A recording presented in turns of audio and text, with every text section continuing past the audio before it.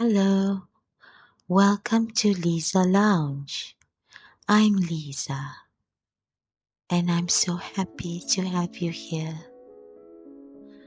It is now time for bed. It is so very comfortable here. I wish you pleasant dreams. Now close your eyes and let's begin. Tonight, let me read for you a story from the Arabian Nights titled The Ebony Horse. Sabut, the rich but generous king of the Persians, has 3 daughters. He loves sciences and geometry, and on a festival day, 3 wise men, cunning artificers, come to him with 3 presents. The first has a man of gold with a trumpet. Whenever a man wants to take over the city, it will blow his clarion against him, on which he will fall dead. The second wise man has a basin of silver in which a peacock sits. Every hour, it pecks one of its young and cries until 24 hours have passed.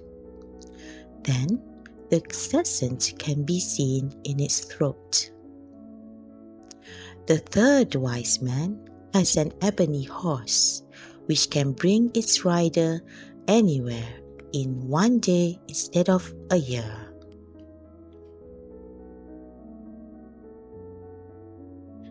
The king wants to give each of the wise men one of his daughters, but one daughter overhears this and sees she must marry an ugly old man. She tells her brother, Kamar al-Akmar. He confronts the king and what this device may be. He is shown the ebony horse, and the king asks the sage to show his son how the horse works. When Kamar ascends, he does not know how to go down and disappears. The sage is imprisoned. Kamar figures out how to descend and lands on a palace. At night, he goes into the palace to find food and drink. There is nobody in the palace but a guard with a bag.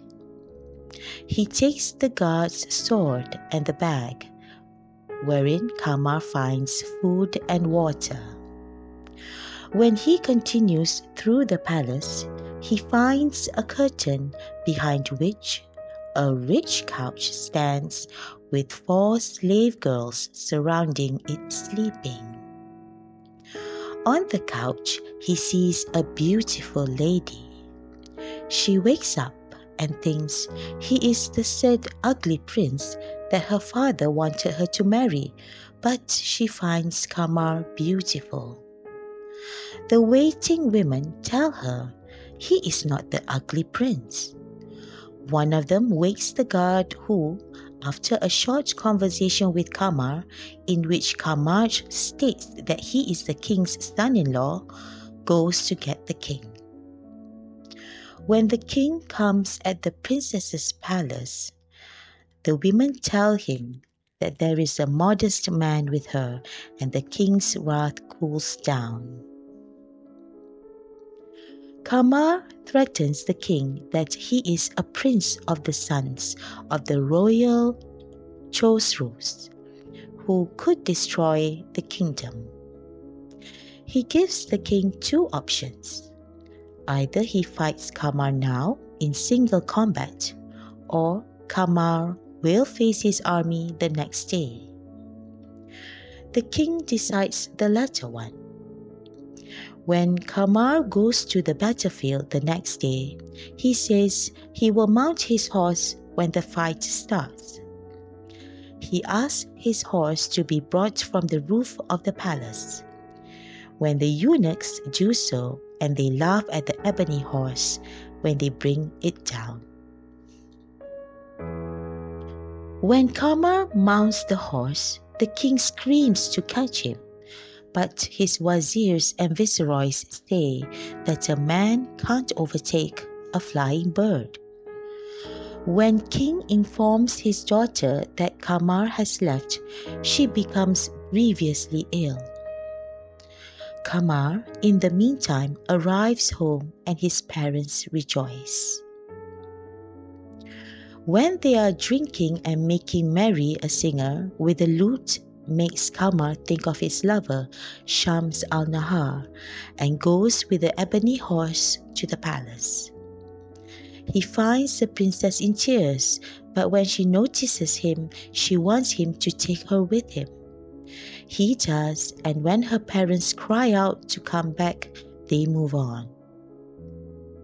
At home, he places Shams in the royal garden. The princess must have a grand entrance, which he will prepare. When he returns to the garden, she is gone. He suspects the Persian sage who created the horse, and one of the guardians confirms the sage went into the garden.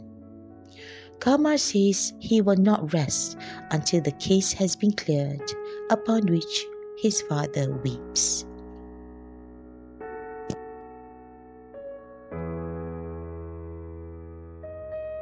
The sage went into the garden and tricked Shams that he was a messenger sent by Kamar to bring her to him. When they took off, the princess was on to him, but she was unable to free herself. They go to the land of the Greeks, where they are captured by the slaves of the king of that land. The sage says Shams is his wife, but Shams tells the king she has been abducted by the Persian. The king imprisons the sage, and Shams is taken into his palace. Kamar knows where Shams has been taken through traveling merchants. He already went to his parents, but they did not know where she was. The merchants also tell him that the Persian has been taken prisoner and know nothing of the ebony horse. When Kamar reaches the city, it is already night, and he is taken by some guards to stay for the night.